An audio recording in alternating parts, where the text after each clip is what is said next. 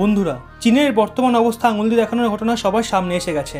চীন অনবরত তার উল্টোপাল্টা আচরণের মাধ্যমে প্রতিবেশী দেশগুলোকে সংকটে ফেলছে। চীন নিজের দুটো অ্যান্টি সাবমেরিন ফাইটার জেট প্রতিবেশী দেশের বায়ুসীমানায় ওড়ায়। যখন ওই দেশের বায়ুসেনা প্রধান চীনকে এর ফল ভোগ করার হুমকি দেয়, তখন চীনের ফাইটার জেট তৎক্ষণাৎ সেখান থেকে পালিয়ে যায়। এই ঘটনা তখনই হয় যখন ওই ছোট দেশে আমেরিকার এক সিনিয়র অফিসার আসার কথা ছিল। চীনের দুই অ্যান্টি সাবমেরিন ফাইটার জেট তাইওয়ানের বায়ুসীমায় প্রবেশ করে যায়।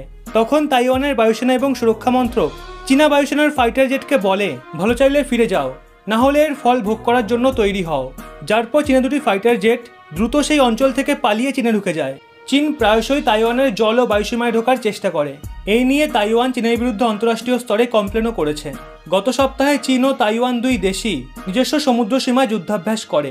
তাইওয়ানের army, navy, air force live fire exercise করে নিজের শক্তি প্রদর্শন করে।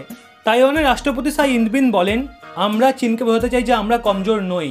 আমরা নিজের জমির সুরক্ষা এবং চীনা জঙ্গিদের আটকাতে সক্ষম।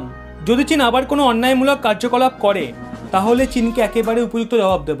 তাইওয়ানের মিলিটারি ডিলে ৮,০০০ সেনা অংশ নেয়। এতে বায়ুসেনার F-16 ফাইটার জেট এবং স্বদেশি ফাইটার জেট চিংকুও তাদের শক্তি প্রদর্শন করে। মধ্য তাইওয়ানের উপকূল অঞ্চল তাইচুংয়ে হওয়া সৈন্যাভ্যাসে ট্যাঙ্কও ব্যবহার হয়েছে। এই যুদ্ধাভ্যাসকে হাংকুয়াং নাম দেওয়া হয়েছে। তাইওয়ান সৈন্যশক্তি প্রদর্শন এই কারণে করছে কারণ চীন এই করোনা সংকটের মধ্যেও বহুবার তাইওয়ানের মাথার উপর দিয়ে ফাইটার জেট উড়িয়েছে। তাইওয়ানের নৌসেনাও দক্ষিণ চীন সাগরে ট্যাটোর পাশে মিসাইল এবং মেশিন গান নিয়ে সৈন্যাভ্যাস করছে। এর জন্য তাইওয়ানের যুদ্ধজাহাজ সমুদ্রে দেখা গেছে। চীনের দাবি তাইওয়ানের কিছু দ্বীপ চায়না টেরিটরির মধ্যে পড়ে, কিন্তু তাইওয়ান বলে এই দ্বীপ তাইওয়ানেরই।